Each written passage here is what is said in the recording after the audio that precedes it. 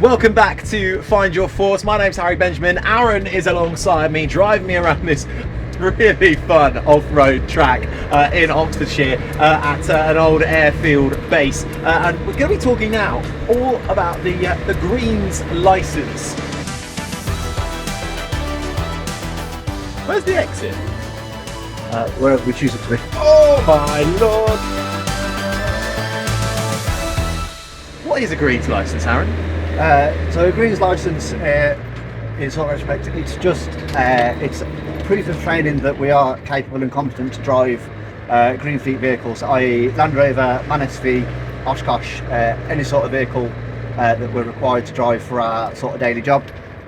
We have to do a familiarisation training on that vehicle and a training package on that vehicle that gives us the opportunity to sort of demonstrate and showcase the skills that are needed and required to be a competent driver. So you can't just see a nice sort of green Ford Fiesta on the street and go, yeah, that's mine, I've got the licence, I'll take it, thank you very much.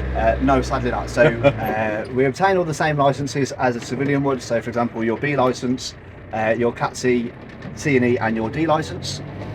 So once we've obtained those licences, which again they're civilian licences, we will then conduct further training on whichever vehicle platform we are required to drive. And from that sort of gives you the ability to drive that vehicle. So let's go in a bit more on the actual process though. What do you have to do though to begin getting a Greens licence? Talk me through the format of it.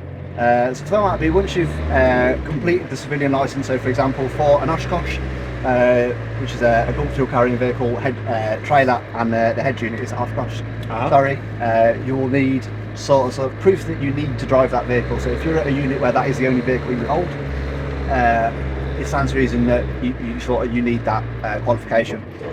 So from there you'll be loaded onto a course. You'll have to obviously prove that you have got your C+C licence to be loaded onto the course.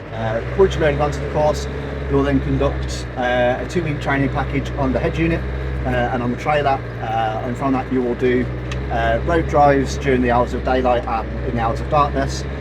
You may do off-road in the vehicle, and it's basically just a package that will develop your driving skills and gives you an opportunity to show that you can competently and safely drive that vehicle. And how useful is that to have a Greens licence? What does that allow you to go on to do? Why should you have a Greens licence? So the Greens licence, in essence, it isn't a licence as such.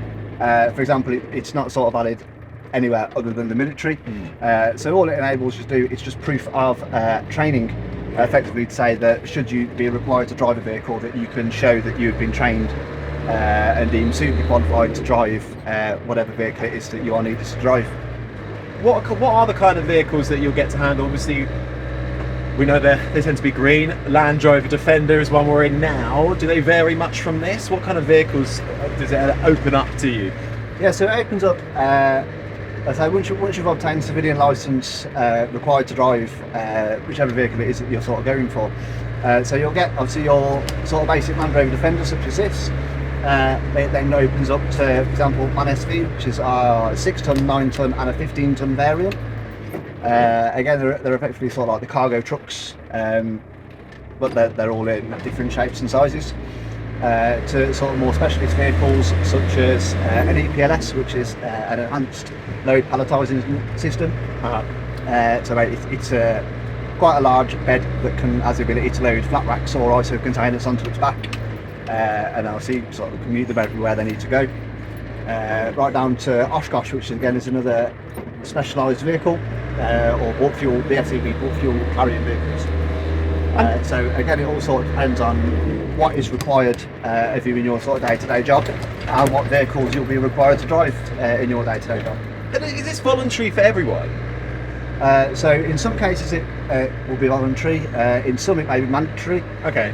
So for example, in my role at TSW, predominantly we drive Oshkosh. So in order to sort of enable to do my job in its entirety, I need to be qualified to drive that vehicle. However, there may be some vehicles that are held at my unit that may not be sort of within my remit or within my role that it is a must. I must have that qualification. However, if it's a vehicle that I like the thought of sort of getting to grips with, and it's, you know, I'd like to sort of develop myself and become more versatile, then I can request to be trained on most vehicle platforms, if not all. And then hopefully if that training is granted, then it just enables me to be more versatile with my role. Oh, nice. Okay, well let's dive in a little bit more. Let's get geeky with the kind of cars. What is this vehicle right now? This is a Land Rover Defender. Do you know much about it though, in terms of what we're dealing with here? You've got kind of 2 gear sticks in the middle. What's going on down there? So it is, in essence, it's a very basic Land Rover Defender. It's got 5 forward gears, 1 reverse gear. But it also has the ability to have a low ratio gearbox. So it basically enables, should I come up against quite a sharp incline, that it will sort of do some trickery with the gears, and it will up the engine's torque, which will enable it to sort of pull itself up a hill without stalling or without causing any damage to the engine.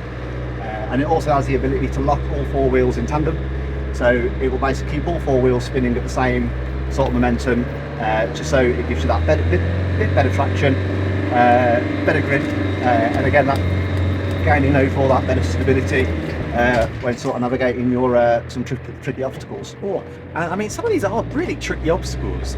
How hard actually is it to drive this? I mean, if you're coming in with just public road driving experience, how much of a shock to the system is this kind of driving? I think it can be for some. Obviously, it massively depends on the individual and if they've got any sort of base level knowledge of off-roading. For example, selecting the appropriate gear, selecting what driver aids are sort of best suited to whatever challenge that you're coming up with. For example, whether you need the diff locks in, whether you need it in low ratio, or whether just leaving it in standard road mode is sort of acceptable and will do everything you need to do. The driver aids are only there for if and when you need them. So should you find yourself in a bit of difficulty, you have somewhere to go. As well, if you just obviously put everything in straight away and then you end up getting stuck, you sort of have nowhere to go other than to be recovered or to begin a recovery process. And what skills then are you learning from this that you're putting into place throughout the rest of your life within the RAF? So I think the skills learned in sort of cross-country driving, especially as a sort of driver within the RAF, learning to control a vehicle, no matter sort of what the hill, the gradient, the ground, be it mud, sand, snow, or tarmac. Just learning overall vehicle control, and again learning how to sort of look after the vehicle, so you're not asking too much of it, and you're not going to damage the vehicle, because ultimately if a vehicle's all you've got and that's your only asset, you need to prolong its life to the best of your ability. So really it's just sort of everything that you sort of practice and you learn, or everything learned you put into practice, to enable you to sort of get round an off-road course or sort of drive through a country that may not have roads, and make sure you sort of get to the other end safely, and with the vehicle still intact. Out of all the vehicles you've driven off-road, what's your favourite? So for me it will be a Land Rover. That is my favourite vehicle to drive off-road, purely just because of the simplicity of the vehicle. It can be quite mysterious in the sense of you never quite know what it's going to do next, especially on mud, or especially where, for example, there's sort of a lot of surface mud. You don't quite know how deep the tyres will dig before they find traction. So it'll squirm around and it'll slide until it finds the grip that it needs. Yeah. So it's quite good, and I'd say its capability is absolutely outstanding. And I suppose bottom line then, you'd say to anybody, if you can, get your greens licence. Yes. I mean, it certainly unlocks a whole world of opportunity if you can. Aaron, thanks so much for telling me a bit about the greens licence and what it unlocks for you. That's it for this episode of Find Your Force. We'll see you for the next one. Bye. Can a civilian go out and get this exact same one? Yeah, so the equipment on this is pretty much standard. Have you had any particularly scary moments in those kind of conditions?